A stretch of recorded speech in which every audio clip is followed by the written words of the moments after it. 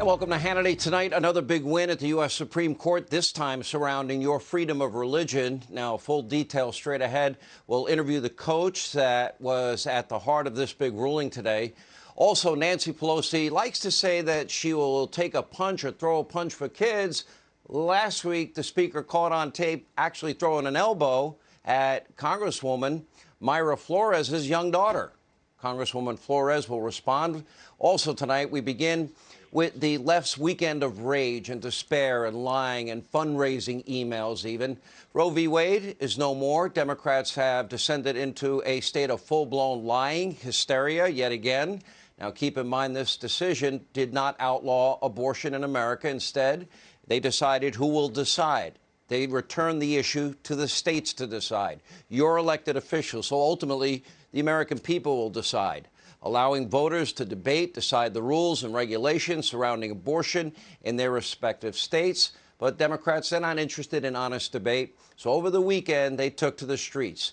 Now, some proudly display very graphic, vulgar signs like this one here, calling Justice Amy Coney Barrett well, I can't even say it. Another sign telling the justices to burn in hell. Others evoking coat hangers, displayed cartoon genitalia, and stated that God was pro-killing babies.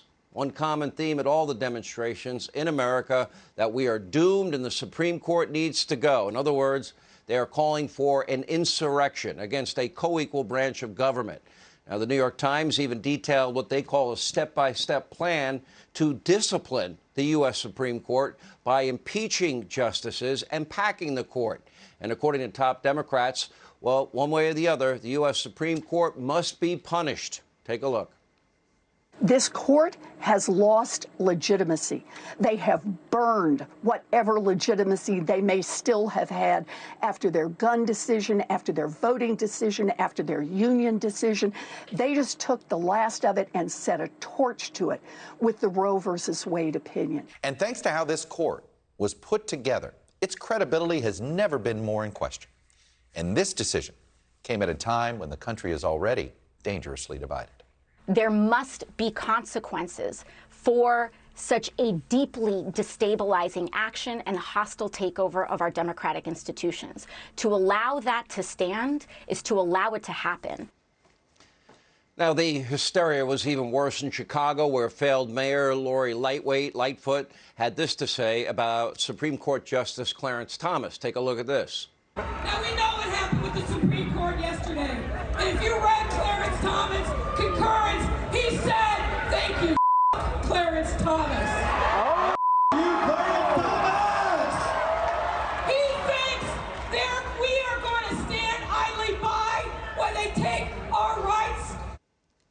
Now, remember, the mayor is one of many Democrats who promoted violence against the court. In May, she issued a call to arms and claimed that the court was coming for gay people. Even worse, 2 years earlier, Democratic leader, that's right, Chucky Schumer, he threatened justices right on the steps of the U.S. Supreme Court, saying, you have released the whirlwind, Gorsuch and Kavanaugh, and you will pay the price. You won't know what hit you.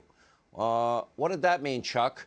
Because now violent left-wing groups are now showing up at their private homes, meaning the justices. One man had a plot to assassinate Justice Kavanaugh. Meanwhile, other left-wing groups are committing huge acts of violence all over the country, all in the name of abortion rights. Over the weekend in Lynchburg, Virginia, vandals targeted a pro-life pregnancy center, spray painting, quote, if abortion ain't safe, you ain't safe. Another pregnancy center in Colorado was lit on fire and spray painted with a similar message. In Portland, Oregon, private businesses all over town were damaged during a violent pro-abortion riot. Numerous windows were smashed. There was also more spray painting, more graffiti. One message reading, quote, kill the Supreme Court. Meanwhile, out in L.A., one rioter was arrested for attacking a police officer with a makeshift flamethrower. In Arizona, pro-abortion protesters there attempting to storm the state Senate building and trapping lawmakers inside. According to one state senator, quote, we are currently there being held hostage inside the Senate building due to members of the public trying to breach our security. And we smell tear gas, and the children of one of the members are in the office sobbing with fear. Unfortunately, fake news, CNN, MSDNC, they love insurrection talk, but apparently not now. They love covering it only if it advances what? Their political agenda. Democrats, the media mob, only seem to care about democracy when it's politically expedient, safety, security. They only speak out against violence when it advances their political cause. And, of course, they never let a crisis go to waste. In the hours following the Roe decision, top Democrats, they were trying to raise money. What a shock. The DNC asking people to donate $25 to protect abortion rights. Nancy Pelosi asking for $15. Beto Bozo O'Rourke, he was only begging for $3 a person. And then there's President Joe Biden. Instead of leading the fight to, quote, restore abortion rights, he's off to Saudi Arabia. Why? He's going to that, what he called pariah nation, to kiss the ass of the crown prince that he claims is responsible for killing journalist Jamal Khashoggi. But he's there to beg for oil because he's letting domestic production lay by the wayside. We have enough resources to supply this country with oil and gas for hundreds of years. Now, this week he made a pit stop in Europe, and frankly, he didn't look too well. During a photo op, he looked dazed and confused, at times staring off into space, unable to hold down a simple, basic conversation or be present during meetings with these world leaders.